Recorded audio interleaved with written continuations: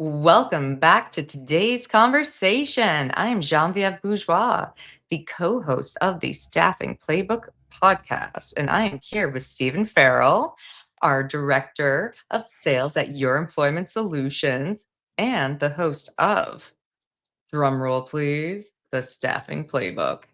Hey, that was a great intro, John B. Ev. Oh, well, thank you. All right. So, for today's conversation, we are going to be tackling the topic of Hold on. how. Oh, we got to hit the topic banner. Here we go. You got to announce it.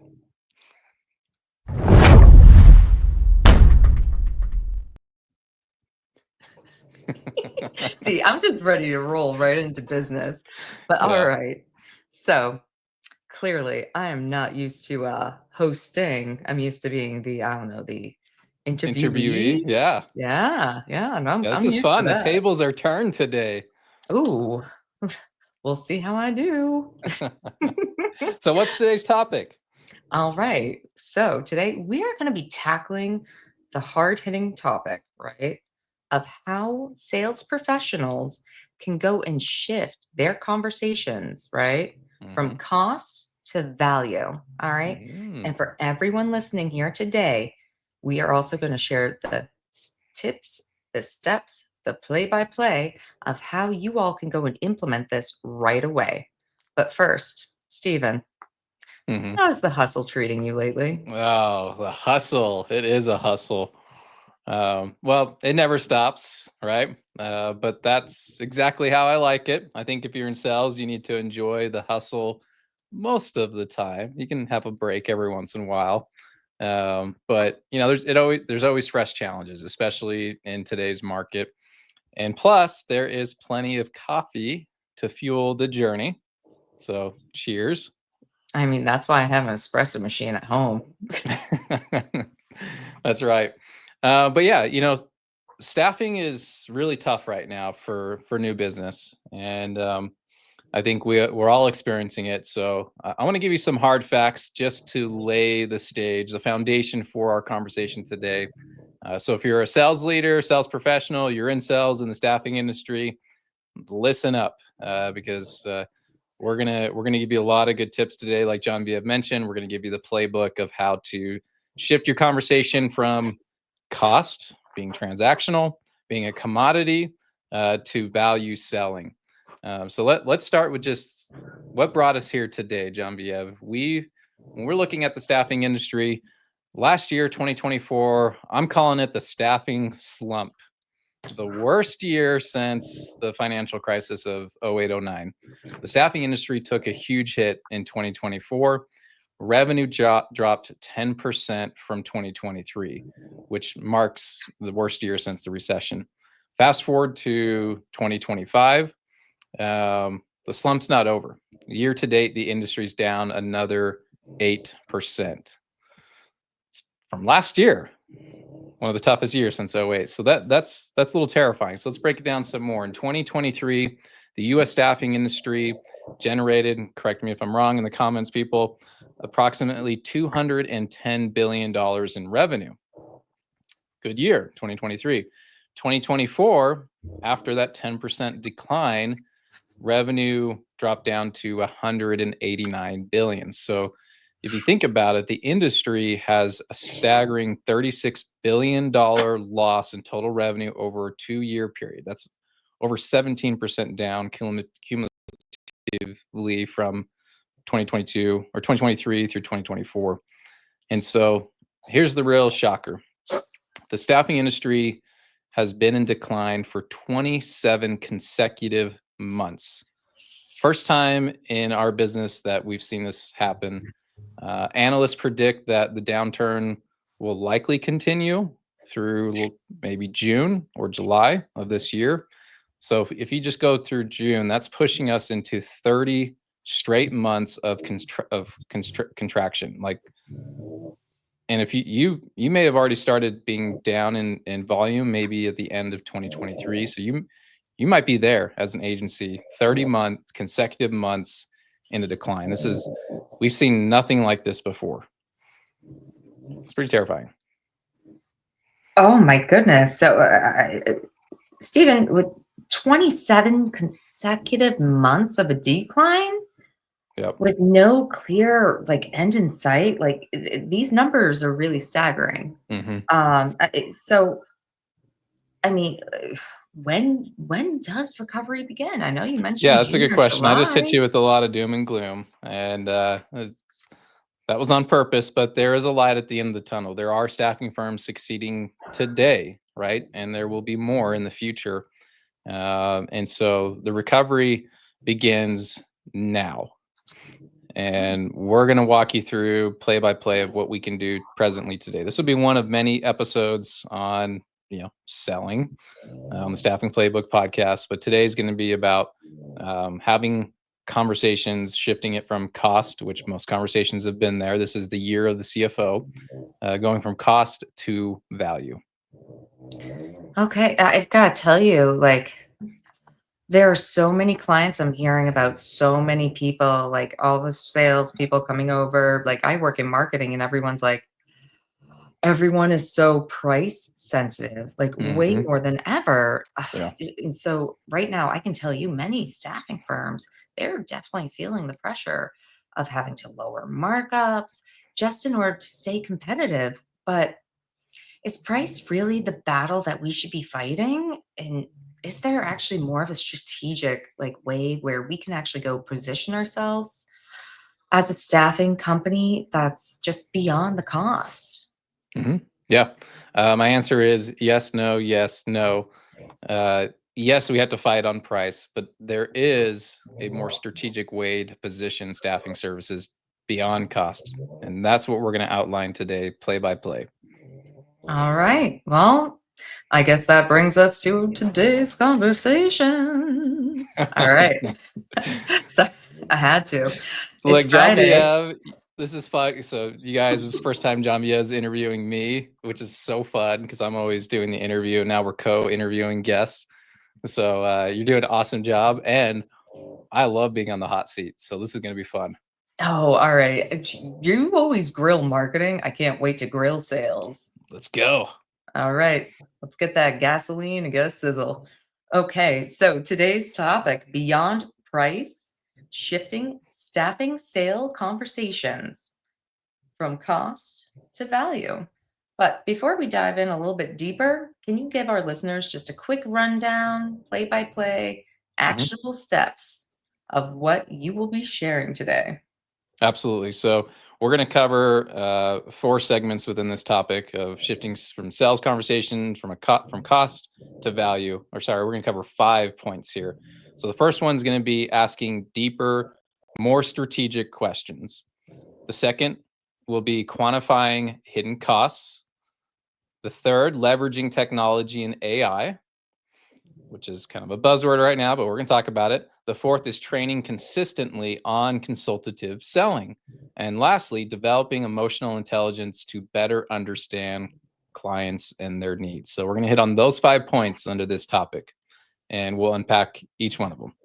All right, I love that clarity. So Okay, hit take me. us play by play. All right, so why is shifting from a cost focused conversation to a value focused conversation one of the especially critical items and conversations that you're having to do in today's market? Yeah. Yeah, really good question. So, staffing has often been treated like a commodity. This happened before COVID, but COVID really opened up the industry. It exposed us to how transactional our industry has truly been in the last decade. And so, clients don't necessarily look to us as the expert in staffing and employment strategies. Some do, but this was uncovered during COVID and post COVID, where it's been very transactional. It's been a race to the bottom on margins because there's over 25,000 staffing agencies out there. It's been extremely challenging because consumer demand has decreased post COVID. Consumer confidence is at an all-time low, and so the jobs are not there like they used to be because the demand's not there. In addition to that, you've got companies that were forced to hire on their own as well as bring on multiple agencies during the late quarter, Q3 and Q4 in 2020. Excuse me. And so they were just forced. Their hands were tied. They had to just do anything they could to hire people. And so it became transactional. And then from there, when the jobs started dwindling and going away, you just have agencies that are trying to win that business, rightfully so, right? And so it's forced everyone here to compete on price. It's no different from what we saw in the appliance industry. Used to be great margin in that business.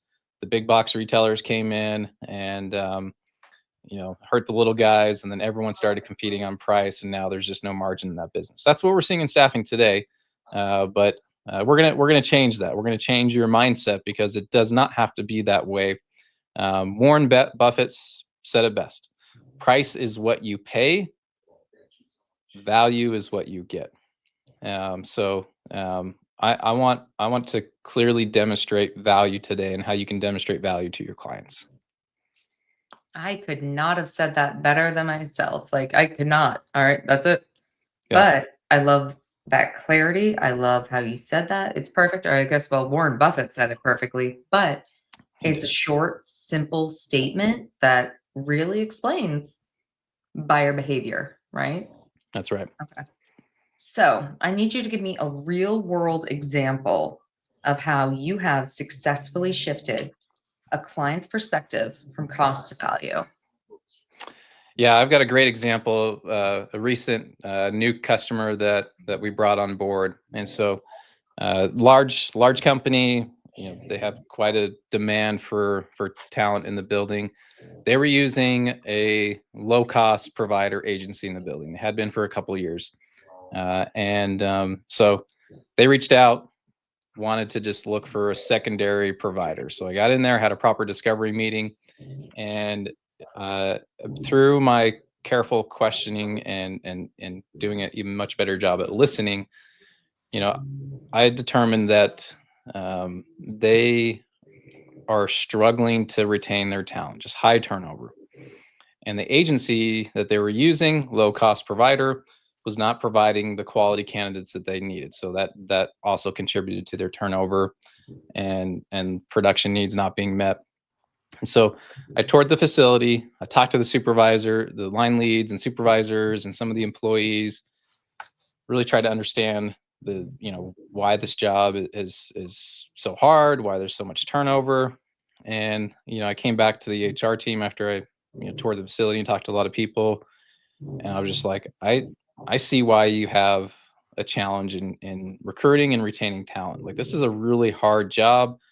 It's very physically demanding. It's very technical, and you have to find the right people up front. You got to screen them properly, and this is not a job you just throw bodies at. Which sounds like your agency is just throwing bodies, and they agreed.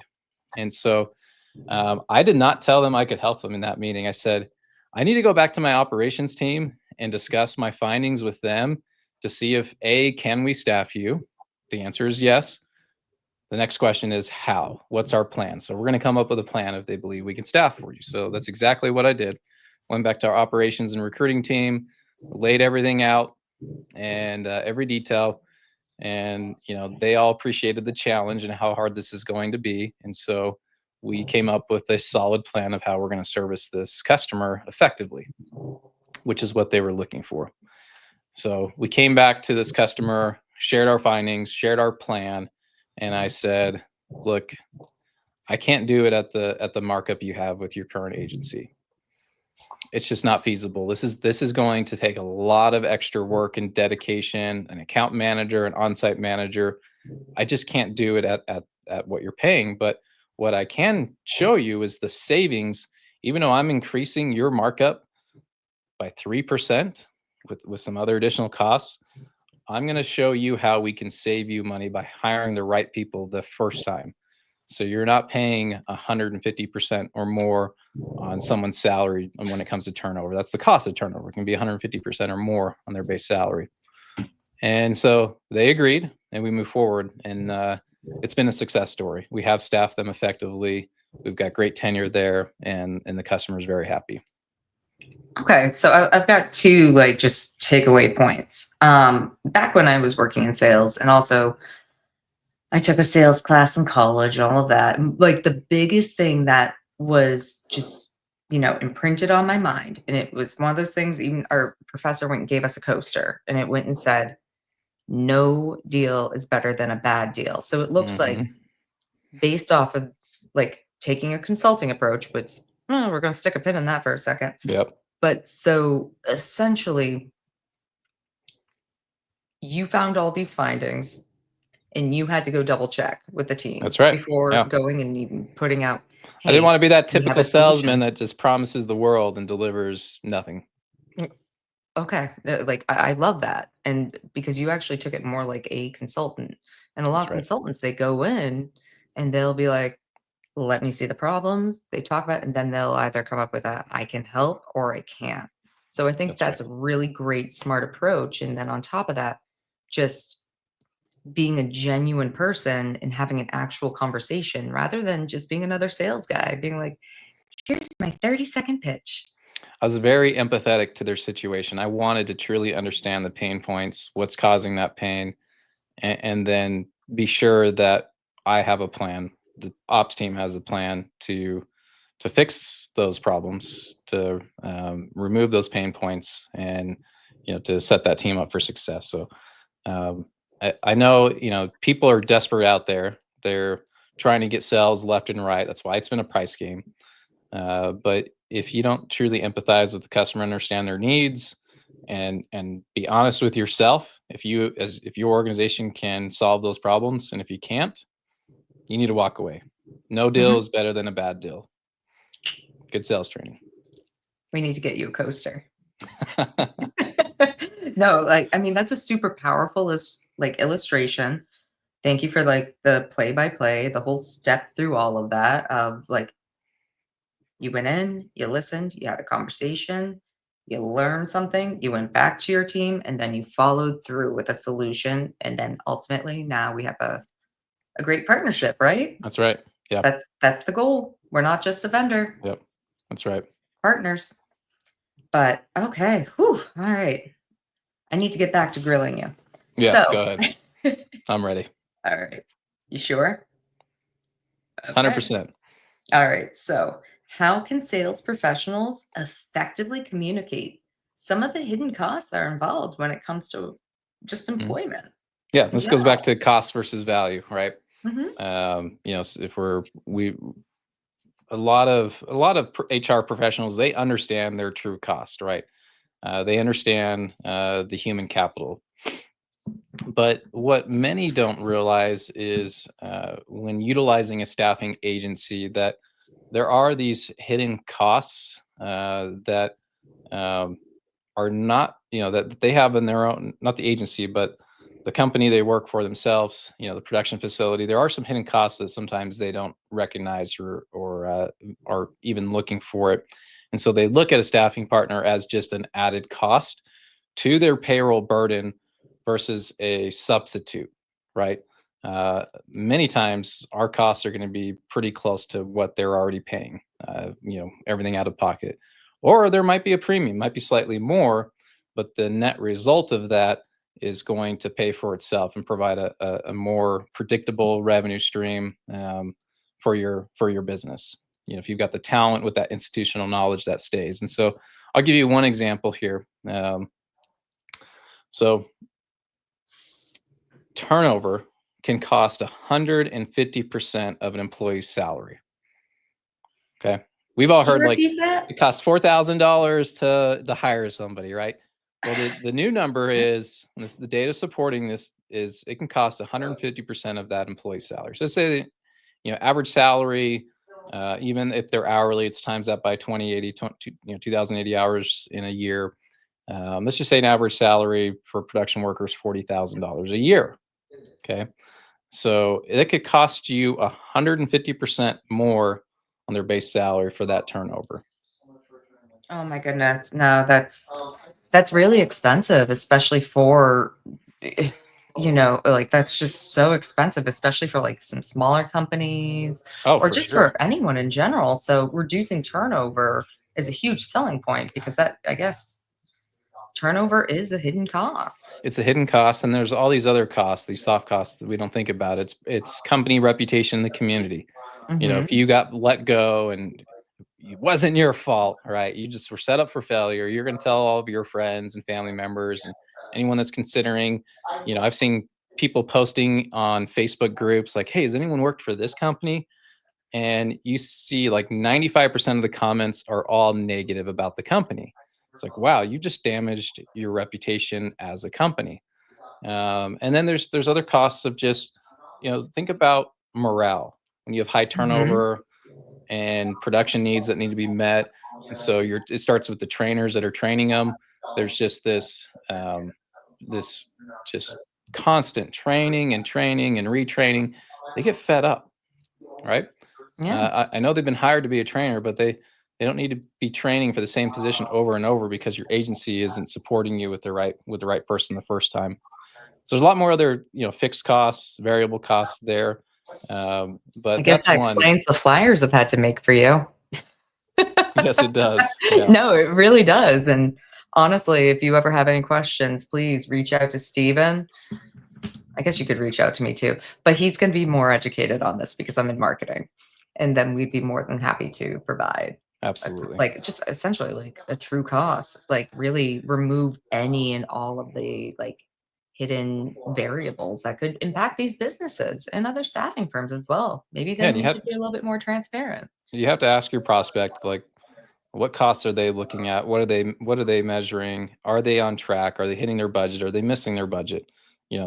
One thing is overtime. How much overtime are you spending in your facility right now? If you're Hmm. shorthanded, you're probably spending more than you'd like, right? If you have high turnover, you're spending more on overtime. And there's so many more costs: hiring, recruiting, retention, the job ads, the time it takes. It can take up to 37 hours just to hire one person if you're doing Hmm. it on your own. And so these are costs that you need to have a discussion with your prospect about, see what they understand, what's hurting them the most, and how do we solve that cost problem. All right. Wow. I mean, whew, that's a lot to take in right there. But you know, I do love your honesty about this, and I love the approach. And so it goes and makes me think about how in the past, in previous episodes Hmm. of the Staffing Playbook podcast. Sorry. I have you've actually brought up like the 27 touch points of the customer Hmm. journey. And so my main question here is, does this reinforce like value first like conversations, or is this Hmm. something like that is like how does it work? Give me a real Yeah. life example. Yeah. So you mentioned the earlier podcast we talked when we were talking about marketing and sales, how in the past it would take 7 connects to get someone's attention, get them to talk to you, and hopefully work with you as a customer, if they're a qualified customer. Now we're hearing numbers. It takes 17 like touches to even get a hold of someone. Like 17 phone calls between popping in, phone call, email. It takes 17 touches to get your prospect to pick up the phone. For us, what we're measuring is the entire journey from first hearing your name to signing a contract and then working with you. And we've developed 27 individual touch points to get us there.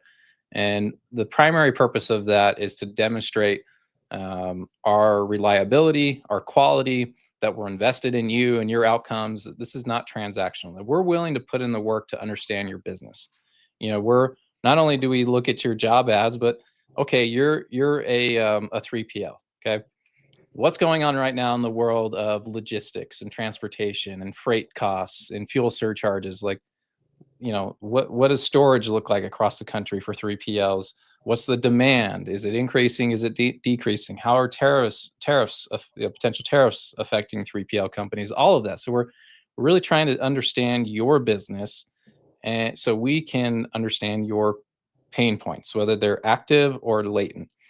And once we've understand that, as we go through this customer journey of prospecting to getting you on board as a customer that we can service, every touch point is intentional, right? We're coming to the table with value.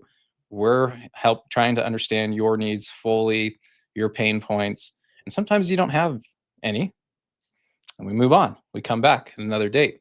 But often there's what's called a latent pain point, meaning you don't know that you have it.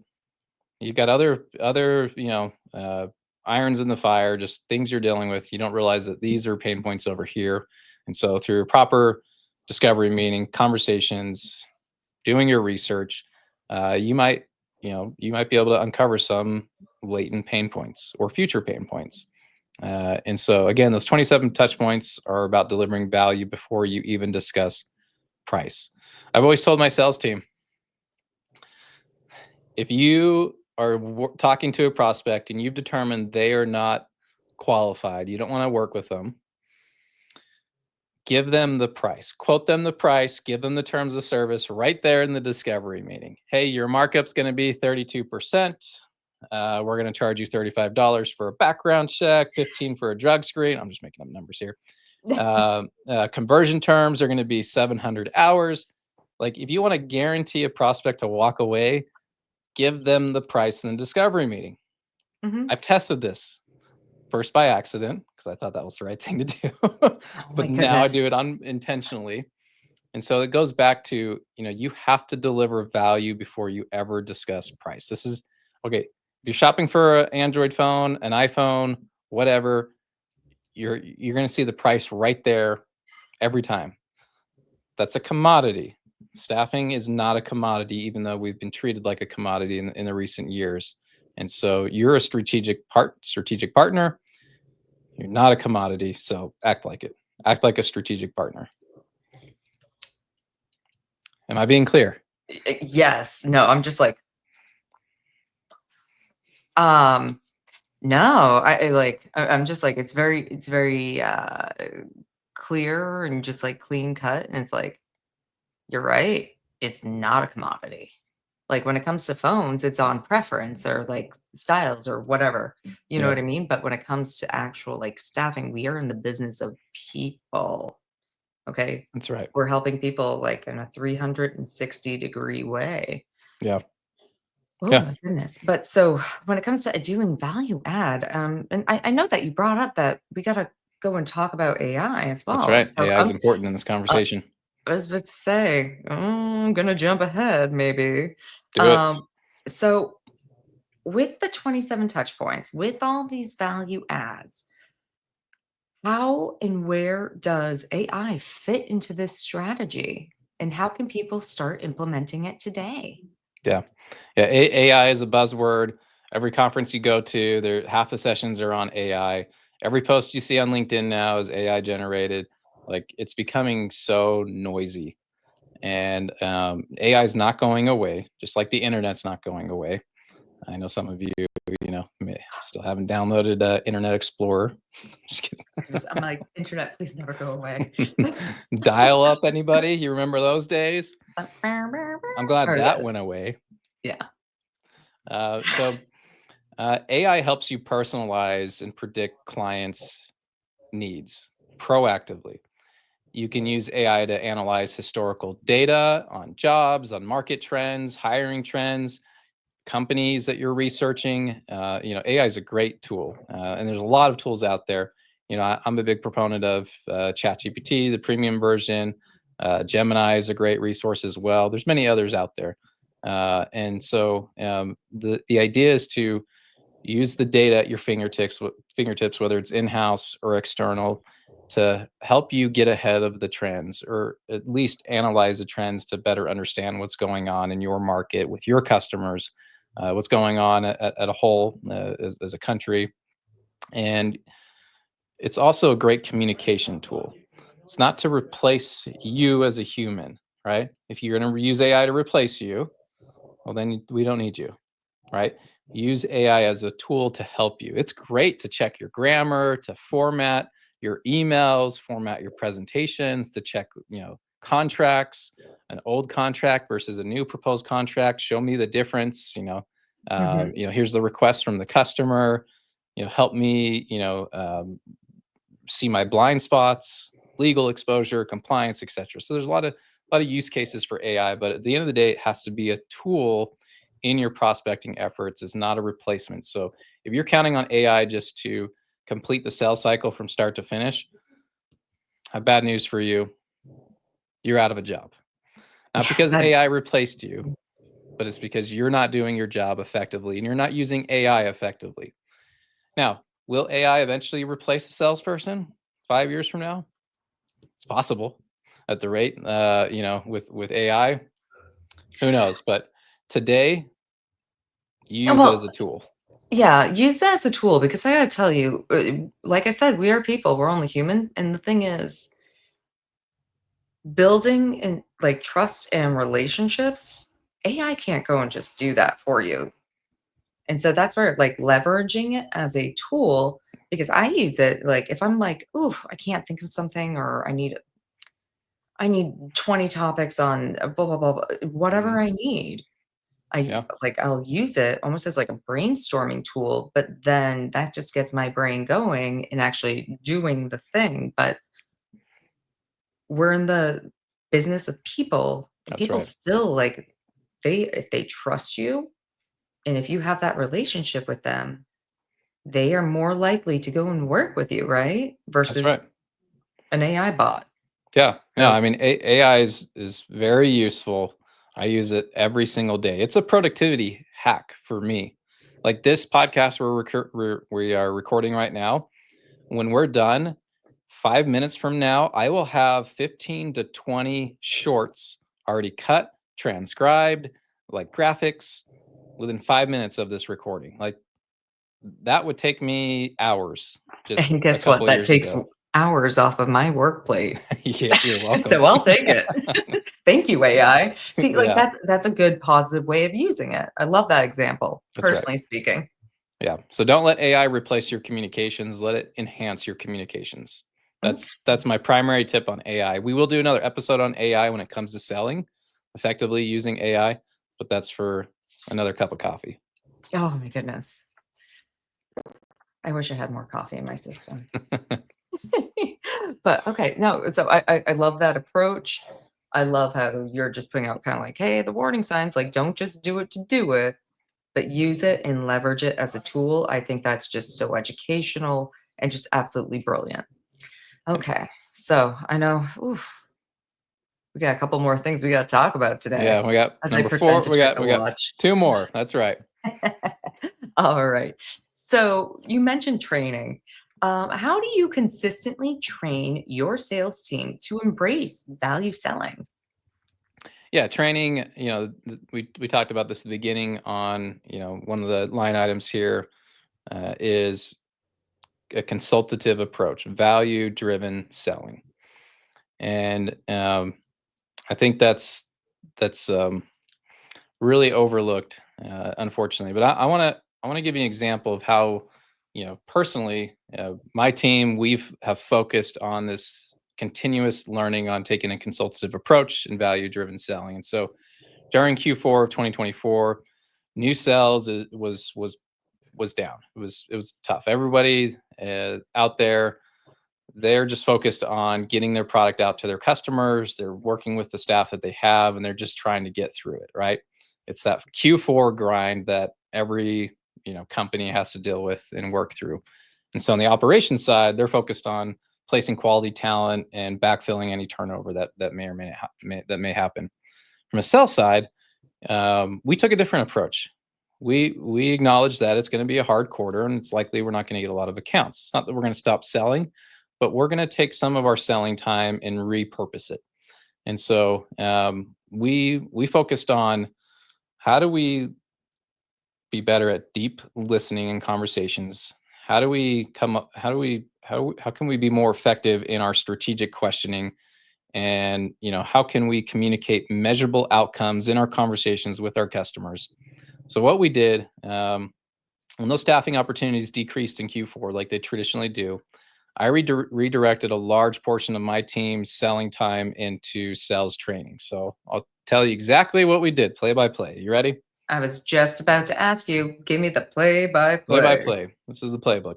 So we spent 2 hours per week as a team in person, role playing and memorizing over 45 questions that you could ask in a discovery meeting. Now, you're not going Like to a ask all robot? 45, not like a Oh, robot, okay. Okay. but it You is a made me script. nervous. It is a Okay. script. So these are 45 questions that we're going to memorize. And then they would spend 2 additional hours on their own memorizing and role playing on their own. So this isn't, this wasn't to be, this is a script, but not meant to sound like a script. So I'll give you an example of why it's scripted. So it shouldn't be scripted. When you're a toddler, you're learning, certain scripts like, good morning, how are you? Like your mom or dad asks you how was school, and you're like, that was great, this is what I did. Please and thank yous, you learn that early on. Those are scripts. um, so we wanted to apply the same concept with sales. It's, we want to memorize these 45 questions that, probably a dozen we would likely ask out of the 45 in discovery meeting, that we can just ask at the right time, at the right moment, based on, where the customer's at and what they're sharing with us. So it just becomes natural. We know what question to ask and how to ask it, and asking it in our own tonality, in our own personality, with our own words. We first need the script to understand the what we're actually trying to ask, Mhm. but then you ask it in your own words. And so we did that over Q4. But that didn't stop. So presently, sales are still tough. We haven't shifted our focus on training. Every week, we're role playing as a team for 2 hours in person. So now that they've memorized the script, we've got a prospect sitting here and a sales rep sitting here, and the rest of the team, their eyes are glued on the conversation, and we are letting them just go at it, have a proper discovery meeting, and then we're, writing down all the things they did well, what they missed, what they could have done better. And then when they're done, the team provides their feedback, and the person in the hot seat, sales rep, doesn't argue with the feedback. They just listen, they ask a few follow-up questions, and then we pop in the next sales rep, and we rinse and repeat. So we do that every week. um, Something that people tend to forget, because we're not NBA all-stars, right? We're sales reps. But just like NBA all-stars, the magic doesn't happen on the court, in the game when it's game day. It happens during the practice, right? In their training. And so we need to be training our sales team every single day.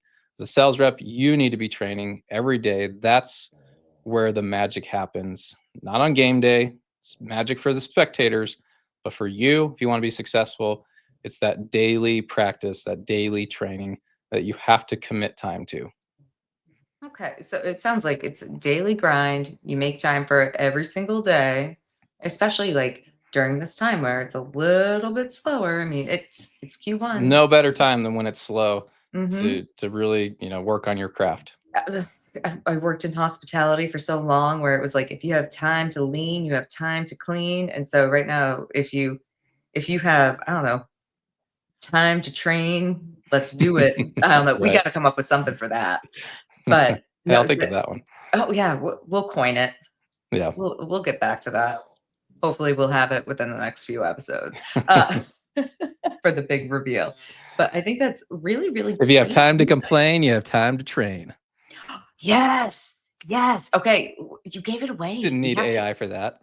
I'm actually surprised. No, you're supposed to do like a poor man copyright. Mhm. Email it to yourself. Nope, here we go. If you have time to complain, you have time to train. I like Yep. that. I like that. Maybe we should get some coasters for the team. Yeah. I like it. Let's do it. But that continuous education, like, it's super, super valuable, and then on top of that, it helps you become way more comfortable with, like, the topic, the knowledge, how to approach people, That's and right. just doing the whole, like, in-person role play. I think that's super smart and a great way, Yep. just to have people learn, observe, and actually go through the hot seat. Yeah, your confidence goes through the roof, but even more is your competence, right? Mhm, You're more competent in having genuine conversations with your prospect, understanding their needs and how you can help them. mhm. No, I this is that is such valuable advice. Okay. Like, Thanks. I got yeah, more. Right? No, I'm like, no, that's amazing.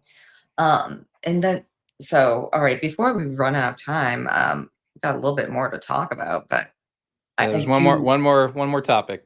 well, I Your do love bullet that point. whole training approach, that like approach and everything. But now I kind of want to know how that plays into the role of emotional intelligence, Hmm. right? And then how you're getting your team to be like more EI driven when it comes Hmm. to selling. Yeah, yeah, yeah. That's really the last point here on developing emotional intelligence for authentic connections. Um, emotional intelligence is foundational. You have to understand emotional drivers, fears, motivations, aspirations. Like, let's help your client look like a hero by choosing to partner with you. People buy emotionally, then they justify logically. I've done that before. Everybody's heard that. You can't beat human psychology. It's the truth until someone proves it otherwise. You could tell yourself all day that everything you're doing is logical, but it's emotional first, and then you justify it with logic. And Guilty as so, charged. yeah, me too. So developing EQ helps. It helps our teams genuinely connect and become a trusted advisor. And so, um, when I first took over as director of sales here at Your Employment Solutions, I met with my team, and one of my team members asked me what I thought was the single best attribute a successful person needs, right? A single best attribute you should have as a salesperson to be successful. Um, what do you think what do you think I told them? Gift a gab. Gift a gab. Yeah. Like, just, I mean, knowing you for over the years, I mean, gift a gab, and that you're very logical and strategic with your approach. I am not But emotional. I'm just kidding. that's a lie. No. But so, like, it's between, like, probably, like, a great conversationalist, right? And being logical and intentional with your conversation. Yeah. But, I mean, you tell Those are all me. great attributes. You think of like determination, persistence, execution. Those are all good attributes. But um, my answer was different, and I didn't have to think twice about this. I told him empathy.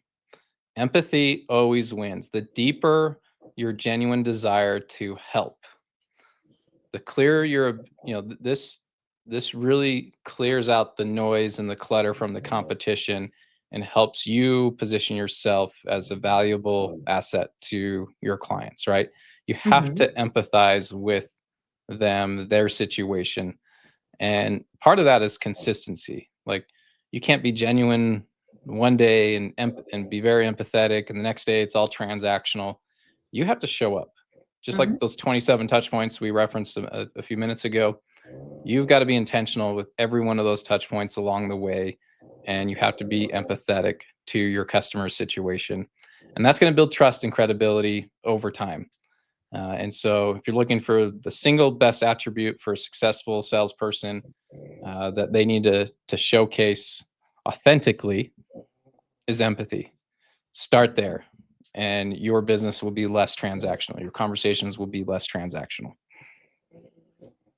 Yeah, I'm just like, I think that's phenomenal. Because in my previous life, it was one of those things. I can teach anyone how to do any type of skill if I know how to do it, right? But I can't teach personality or work ethic. But also, I mean, you can't teach empathy that easily. Like, No, and so that's why you it want to can make be sure. learned, but Yeah, like. the first step is recognizing if you're really tuned into the conversation, you're actively listening, you're Mhm, really understanding their true pain points, and you're asking enough questions to get down to the root cause of their pain, why mhm, they haven't done anything about it before, what are they going to do it, when are they going to change, how long will that take, what are some of the unintended consequences if they don't make that change in the near mhm, future. Treating them like your best friend, but you don't have to talk to them like your best friend, but you're typically empathetic to your best friend. you need to be very empathetic to your customers All right. Yeah. And even prospects. All and right. prospects. Yeah. Like, no, seriously, like that's amazing.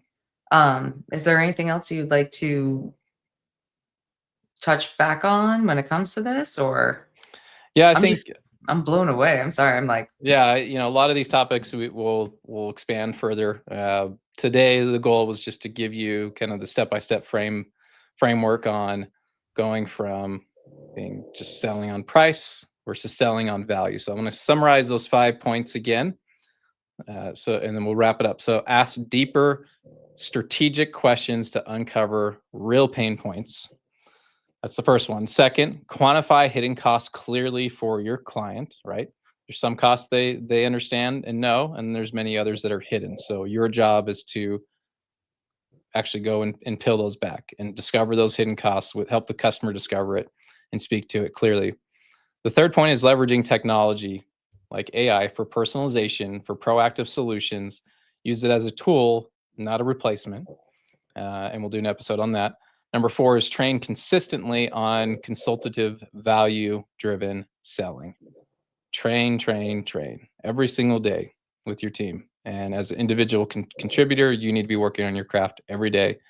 Role practice. I'm trying to remember who I had on the podcast. It may have been from Butler Street Consulting, and they talked about they don't do role playing, they do role practicing. I love that. I'm stealing it. I'm mhm. using it now every day. Role practice. Last is continuously develop emotional intelligence skills for authentic connections. So, back to the number one attribute a sales leader, sales professional should display: empathy. So, those are the 5 that are going to help you in this very challenging market to find opportunities to not be like everyone else that's down 8% this year, and actually be up in sales.